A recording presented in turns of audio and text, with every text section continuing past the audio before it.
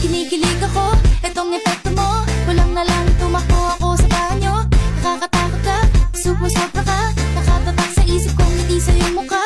Naku, ano ba yan? Puro ganyan na lang. Wala ka nang alam gawin kundi magparamdam. Hindi ko na alam, ano pa dapat ang iisipin ko, o dapat ba na wag na lang. Tuwing gabi ka lang nagte-text, maki-message ko walang effect.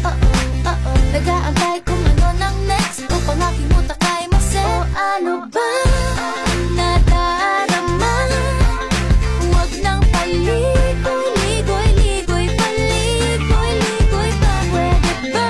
Huwag ka nang magrama. Huwag nang paligoy-ligoy-ligoy, paligoy-ligoy pa. Kwento-kwento ka tungkol sa bagay-bagay.